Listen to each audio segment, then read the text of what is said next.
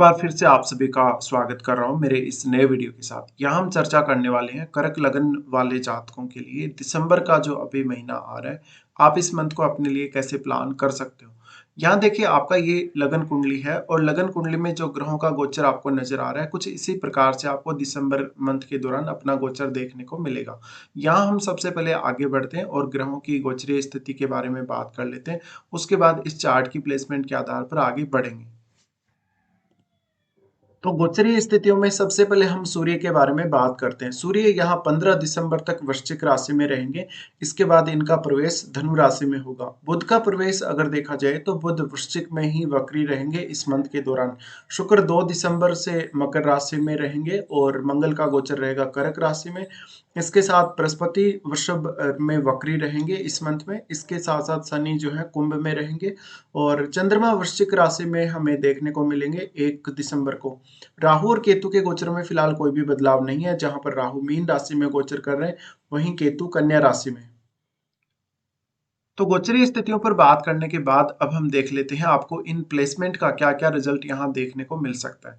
सबसे पहले यहाँ हम लग्नेश से ही शुरू करेंगे। आपके लग्नेश चंद्रमा बनते हैं। चंद्रमा इस मंथ के स्टार्टिंग में नीच की स्थिति में रहेंगे, जहाँ पर वो आपके 5वें भाव में रहेंगे सूर्य और बुध के साथ। यहाँ जो चंद्रमा की स्थिति है आपके लिए कोई भी निर्णय लेना आसान नहीं होगा। शुरुआती 1-2 दिन में आपको कोई बड़ी चिंता रहेगी। आपको कोई पैसे का नुकसान हुआ हो, आपने कोई ट्रेडिंग वगैरह की हो या आपने कोई लॉटरी सट्टे में पैसे डाला हो तो आपको दिक्कत आएगी। यहाँ चंद्रमा है तो चंद्रमा यहाँ से फिर दृष्टि डाल रहे हैं आपके 11वें भाव में, जहाँ आपका कोई भी पैसे का लेन-देन है किसी के साथ भी तो आपका पैसा अटक सकता है। चंद्रमा यहाँ है तो शुरुआती समय में संतान के साथ आपकी बहुत ज़्यादा अटैचमेंट भी देखने को मिलेगी और संतान से जिस प्रकार की आपकी अपेक्षाएँ होंगी वैसी आपकी संतान काम नहीं करेगी। तो कहीं न कहीं संतान से थोड़ा एक डिससैटिस्फैक्शन भी यहाँ सामने आ सकता है। फिर चंद्रमा यहाँ से राशि परिवर्तन करेंगे और आपके छठे भाव में प्रवेश करेंगे, जहाँ वो धनु राशि में स्थित होंगे।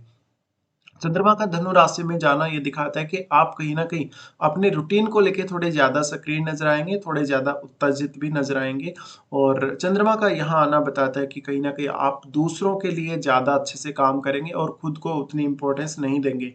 यहाँ का चंद्रमा आपको थोड़ा बिज़ी रखेगा आपके करियर से रिलेटेड या आपके रूटीन से रिलेटेड कामों में और कहीं न कहीं आपको ज़्यादा कहीं न कहीं रिस्पॉन्सिबिलिटी देगा चंद्रमा इस प्रकार की स्थिति में। चंद्रमा की दृष्टि यहाँ से पड़ेगी आपके 12वें भाव पर।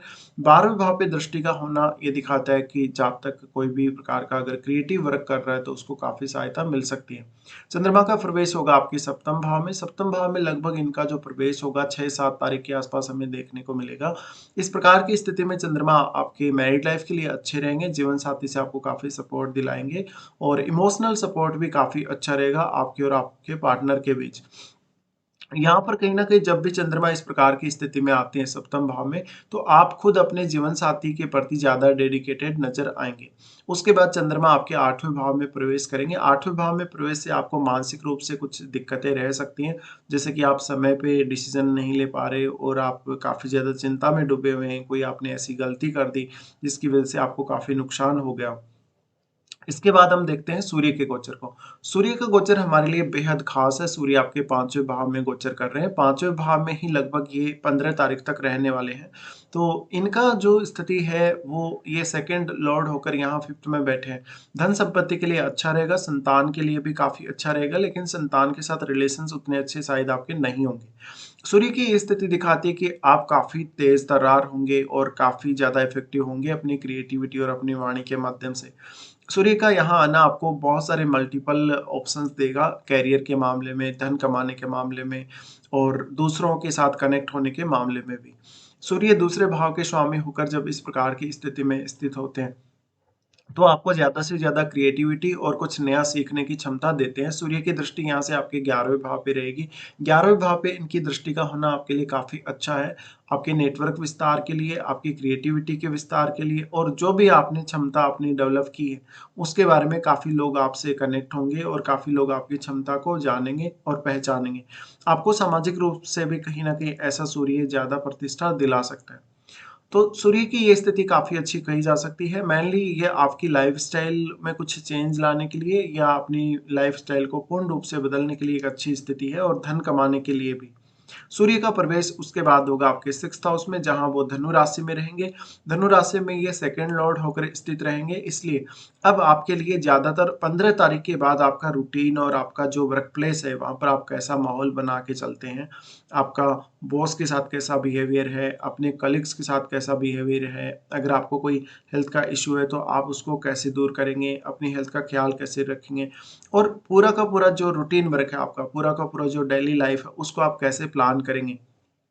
तो यहाँ सूर्य का आना आपको थोड़ा ज़्यादा एक्टिव बनाएगा और ज़्यादा सपोर्ट करेगा। अगर आपके साथ किसी का लड़ाई हुआ है, झगड़ा हुआ है, विवाद हुआ है, या आपको कोई बहुत ज़्यादा कंपटीशन फेस करना पड़ रहा है, किसी के अगेंस्ट आपने कुछ बोल दिया, इन मामलों में सूर्य सपोर्ट करेंगे। यहाँ से इनकी दृष्टि फिर रहेगी आपके 12वें भाव पे।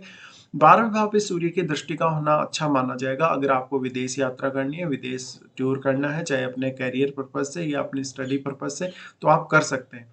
इसके अलावा यहाँ सूर्य का आना कहीं न कहीं आपको करियर में बहुत कुछ नया करने के लिए आगे बढ़ाएगा और आपको काफ़ी ज़्यादा एक्टिव रखेगा फिज़िकली भी और मेंटली भी। इसके बाद हम देख लेते हैं तीसरे भाव के स्वामी बुध को। बुध आपके तीसरे भाव के तो स्वामी हैं ही, वो आपके 12वें भाव के भी स्वामी, और वो अभी वक्री स्थिति में रहेंगे इस मंथ में वृश्चिक राशि में। बुध का यहाँ वक्री होना दिखाता है कि आप थोड़े कंफ्यूजन में रहेंगे, थोड़ा-सा आपको प्रॉब्लम्स रहेंगी, निर्णय लेना उतना आसान नहीं होगा। तो थोड़ा-सा अपना माइंड है उसको फ़ोकस्ड बनाएँ। हालाँकि क्रिएटिविटी और अन्य स्किल्स के मामले में बुध काफ़ी अच्छा रहेगा। अब बुध क्योंकि तीसरे भाव के स्वामी हैं, जहाँ केतु का गोचर है, और कम्युनिकेशन को लेकर भी कुछ कन्फ्यूजन की स्थिति या थोड़ा-सा दिक्कतें यहाँ आ सकती हैं। बुध की दृष्टि यहाँ से आपके रहेगी 11वें भाव पे।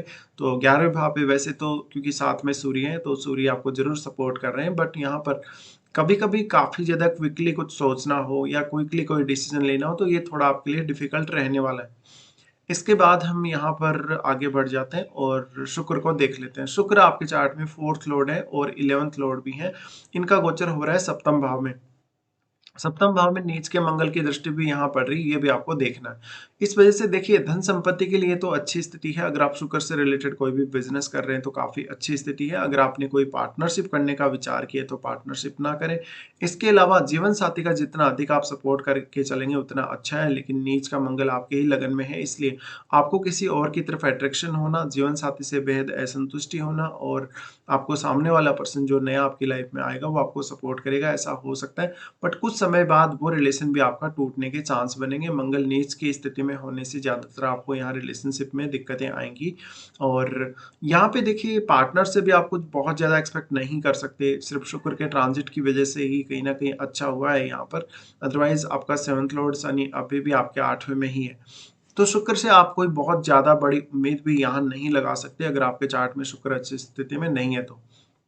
शुक्र का दृष्टि आपके लगन पे रहेगा तो धन संपत्ति के मामले में, लग्ज़री के मामले में और रिलेशनशिप के मामले में आपको शुक्र काफ़ी ज़्यादा आक्रामक बनाएगा, क्योंकि नीच के मंगल की दृष्टि पड़ रही है शुक्र पर। अब शुक्र क्योंकि 11वें भाव के स्वामी है, इसलिए आपको लोगों से कनेक्ट होने में मदद करेगा अगर आपका कोई भी प्रकार का बिज़नेस है। शुक्र 4th लॉर्ड होने की वजह से आप अपने पार्टनर से ये एक्सपेक्ट करेंगे कि आपके घरेलू मामलों में आपका जीवन साथी का रोल बहुत ज़्यादा बड़ा रहे।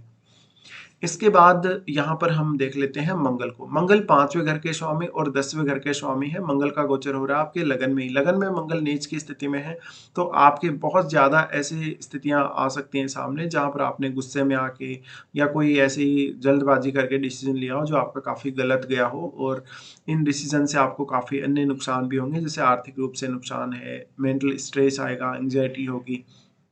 मंगल 5वें भाव के स्वामी होने की वजह से कहीं न कहीं आपको बहुत तेज़ी से निर्णय लेने के लिए प्रेरित करेंगे। मंगल का दृष्टि यहाँ से रहेगा आपके 4th हाउस पे। 4th हाउस पे दृष्टि है तो अपने परिवार पर थोड़े हावी रहेंगे आप, और मंगल का दृष्टि 7म भाव पे है तो जीवन साथी से थोड़ी अनबन रहेगी, और कहीं न कहीं आपका कुछ और एक्स्ट्रा रिलेशनशिप होने की वजह से मैरिड लाइफ में बड़ा डिस्टर्बेंस भी आ सकता है। अगर ऑलरेडी आपकी मैरिड लाइफ खराब चल रही है, आप अपने जीवन साथी से संतुष्ट नहीं हैं, तो यहाँ प्रॉब्लम और भी ज़्यादा बढ़ सकती है। फिर देखिए मंगल 10th लॉर्ड है। 10th लॉर्ड होते हुए मंगल इस बात के लिए आपको तैयार करेंगे कि आप अपने करियर में क्या कुछ नया कर सकते हैं। कोई भी पर्टिकुलर टारगेट अगर अपने करियर में लेके आप चल रहे हैं, तो आप उस टारगेट को कितना अधिक अचीव कर पाएँगे और कितने समय में अचीव कर पाएँगे। तो यहाँ थोड़ा-सा अधीरता देता है मंगल, और आपको काफ़ी ज़्यादा एक्टिविटी बनानी पड़ेगी अपने काम को लेके, या ज़्यादा से ज़्यादा आपको एनर्जेटिक रहना पड़ेगा, जो भी आप काम कर रहे हैं, जिस भी प्रोफ़ेशन में आप हैं। मंगल 10th लॉर्ड होने की वजह से कहीं न कहीं बॉस के साथ आपके रिलेशंस और आपके अन्य जो आपके कलीग्स हैं, उनके साथ आपके रिलेशंस पर काफ़ी असर पड़ेगा। आपको मंगल एक ऐसी डायरेक्शन में लेकर जा सकते हैं, जहाँ पर आप अपने जीवन में बहुत कुछ हैंडल कर सकते हैं। बट मंगल यहाँ नीच की स्थिति में है, इसलिए ज़्यादातर केस में दूसरे लोगों के साथ अगर आप कन्वर्सेशन में आते हैं, तो आपके थोड़े लड़ाई-झगड़े होने के चांसेज़ हैं। मंगल के बाद हम देख लेते हैं यहाँ पे इनकी दृष्टियों को, और दृष्टि जैसे कि 4th हाउस पे तो दृष्टि पड़ ही रही है, लेकिन 4th हाउस पे दृष्टि का पड़ना थोड़ा परिवार पर आपको हावी बनाएगा। परिवार के सदस्यों के साथ किसी बात को लेके मतभेद हो सकते हैं। मंगल का दृष्टि जो कि 7वें भाव पे है, ये आपके रिलेशनशिप के लिए अच्छा नहीं है। आपकी लाइफ में किसी और की एंट्री भी हो सकती है। अगर ऑलरेडी आपका किसी से कोई फ्रेंडशिप है या आपसे कहीं न कहीं कोई रिलेशन है, तो निश्चित रूप से ही यहाँ पर आपको सावधानी बरतनी पड़ेगी। हो सकता है कि आपकी लाइफ में कोई और एंटर हो, और आपका पहले वाला अगर कोई रिलेशन है, तो उसके टूटने की संभावना बनेगी सडनली। इसके अलावा आप भी अगर अपने रिलेशनशिप को लेकर कोई डिसीजन लेने जा रहे हैं, तो यहाँ काफ़ी सतर्कता आपको बरतनी पड़ेगी। मंगल का दृष्टि आपके 8वें भाव पे रहेगा। 8वें भाव से कुछ गेन आप एक्सपेक्ट कर सकते हैं। शनि वैसे अब काफ़ी स्ट्रॉन्ग स्थिति में आ गए हैं, तो थोड़ी मेहनत आपको अवश्य ही करवाएँगे, और कार्य क्षेत्र के लिए भी शनि का गोचर काफ़ी इम्पोर्टेंट है। इसके बाद हम देखेंगे गुरु को। गुरु जो कि आपके 6ठे भाव के स्वामी हैं, और आपके चार्ट में 9वें भाव के स्वामी हैं। इनका गोचर हो रहा है फिलहाल 11वें घर में। 11वें घर में हो रहा है, तो आपका कोई भी ऐसा बिज़नेस जिसमें आप ज़्यादा से ज़्यादा लोगों से कनेक्टेड हैं, ज़्यादा से ज़्यादा लोगों के साथ घुलना-मिलना पसंद करते हैं, या लोगों को लीड कर रहे हैं किसी मामले में, तो ऐसा गुरु आपको अच्छी स्थिति देगा। यहाँ पर आप ज़्यादा से ज़्यादा धन संपत्ति अर्जित कर पाएँगे, लेकिन गुरु अभी वक्री हैं। वक्री होने से आपको अपनी मेहनत करनी पड़ेगी, आपको गुरु पर यहाँ डिपेंड नहीं रहना है। और यहाँ अगर देखा जाए तो ये शुक्र का ही ग्रह है, जबकि शुक्र आपके 7वें भाव में ट्रांजिट कर रहे हैं, लेकिन गुरु का यहाँ प्लेसमेंट काफ़ी ज़्यादा अच्छा माना जाएगा, एक अत्यंत शुभ ग्रह होने की वजह से। और क्योंकि गुरु वक्री भी हैं, तो वक्री होने की वजह से उतना अधिक शुभ प्रभाव तो नहीं डाल पाएँगे, बट फिर भी आपको थोड़ा कॉन्शियस रह के ही यहाँ डिसीजन लेने चाहिए। गुरु आपके चार्ट में 9वें भाव के स्वामी, 9वें भाव के स्वामी होने की वजह से आपको धन को पाने के लिए, या मान सम्मान या प्रतिष्ठा को पाने के लिए इधर-उधर की कुछ यात्राएँ करनी पड़ सकती हैं। इसके बाद हम देख लेते हैं शनि को। शनि जो कि आपके 7th लॉर्ड और 8th लॉर्ड हैं, अभी 8th हाउस में आ चुके हैं। 8th हाउस से कोई बहुत बड़ी उम्मीद आप लोग ना करें। जो भी शनि देंगे अभी शुरुआत में ही आपको प्रोवाइड कर देंगे। उसके बाद शनि को अपना राशि परिवर्तन भी करना है, जो कि अगले साल होगा, लगभग मार्च एंड में। तो यहाँ शनि है वो आपके जीवन साथी के स्वास्थ्य के लिए अच्छी स्थिति को नहीं दर्शा रहे हैं। आपके जीवन साथी की फैमिली के साथ भी आपके थोड़े बहुत मतभेद होने की संभावनाएँ बनेंगी, और कार्य क्षेत्र में आपको अगर देखा जाए तो ज़्यादा मेहनत करनी पड़ सकती है। तीसरी दृष्टि इनकी आपके 10th हाउस पे ही है, तो इसलिए ऐसा शनि है अगर, तो थोड़ा-सा मान-सम्मान को लेके, थोड़ा-सा अपने पंक्चुअलिटी या अपने काम को लेके बहुत ज़्यादा एनर्जेटिक बनाता है। शनि देखिए 7th लॉर्ड है। 7th लॉर्ड होने की वजह से अगर आप 8th हाउस से रिलेटेड कोई भी बिज़नेस कर रहे हैं, तो आपको शनि यहाँ सपोर्ट कर सकते हैं। डिपेंड करता है कि आपके चार्ट में शनि कैसी स्थिति में है। यहाँ से शनि की दृष्टि जो कि 10th हाउस पे पड़ेगी, तो आपको ज़्यादा एनर्जी प्रोवाइड करने के बजाय कहीं न कहीं शनि थोड़ा-सा रुक कर सही निर्णय लेने के लिए प्रेरित करेंगे, और यहाँ थोड़ी-सी डिफ़िकल्टी होगी। यहाँ इनकी तीसरी दृष्टि पड़ रही है 10th हाउस पे। इसके बाद इनकी दृष्टि है आपके दूसरे भाव पे, जहाँ आपको आर्थिक मामलों में बहुत ज़्यादा डिसिप्लिन प्रोवाइड करेंगे शनि। इसके साथ-साथ इनका जो दृष्टि है आपके 5वें भाव पे है। 5वें भाव पे दृष्टि का होना कहीं न कहीं सोचने-समझने के लिए मजबूर करेगा ज़्यादातर, और थोड़ा-सा एंग्ज़ायटी, थोड़ा-सा स्ट्रेस या फ्रस्ट्रेशन भी कभी-कभी देगा। तो यहाँ पर हमने अभी बात की कुछ ये ग्रहों के बारे में, और अब हम राहु केतु के बारे में कोई विशेष चर्चा यहाँ नहीं करने वाले हैं। ऑलरेडी इनके बारे में काफ़ी बार पहले के वीडियोज़ में चर्चा कर चुके हैं। तो अब हम देख लेते हैं कौन-कौन से अच्छे दिन हैं आप लोगों के लिए, और कौन-कौन से खराब दिन आपको इस मंथ में देखने को मिलेंगे। सबसे पहले अच्छे दिनों की बात करते हैं। कर्क लगन वालों के लिए सबसे अच्छे दिनों में 13, 14, फिर 17 से 21 और 25 और 26। ये दिन आपके लिए बेहद खास है। अगर आपका कोई भी ऐसा काम है जो नहीं बन रहा, बार-बार मेहनत करने के बावजूद भी आपके काम में रुकावटें आ रही हैं, तो ये आप इन दिनों पर थोड़ा विचार करें। इसके बाद हम देख लेते हैं कौन-कौन से खराब दिन हैं आप लोगों के लिए। खराब दिनों की अगर बात की जाए, तो चंद्रमा का जब धनु में ट्रांजिट होगा, तो 2 से 4 तारीख तक और 29 से 31 तारीख तक ये स्थिति बनेगी। इस दौरान किसी भी काम का बहुत ज़्यादा बर्डन आप अपने ऊपर ना लें, और काफ़ी रियलिस्टिक होके ही काम करें। चंद्रमा जब एक्वेरियस में रहेंगे 7 और 8 को, तो ये स्थिति आपको अचानक उतार-चढ़ाव दे सकती है लाइफ में। इवन मैरिड लाइफ में भी उतार-चढ़ाव दे सकती है, और इस समय आपको एक मोटा पैसा या एक बड़ा पैसा हाथ में आने के चांसेस हैं 7 और 8 को। चंद्रमा का गोचर जब आपके 12वें भाव में होगा 15 और 16 को, तो ये स्थिति आपके स्वास्थ्य के लिए, आपके धन के खर्चे के लिए उतनी अच्छी नहीं है। यहाँ पर आपको कुछ एक्स्ट्रा रिस्पॉन्सिबिलिटी भी लेनी पड़ सकती है या कुछ खर्चे आपको करने पड़ सकते हैं। तो 15 और 16 को विशेष रूप से आपको सावधानी रखनी है। फिलहाल हम यहाँ पूरा डिस्कशन कर चुके हैं। फिलहाल आपको वीडियो देखने के लिए धन्यवाद।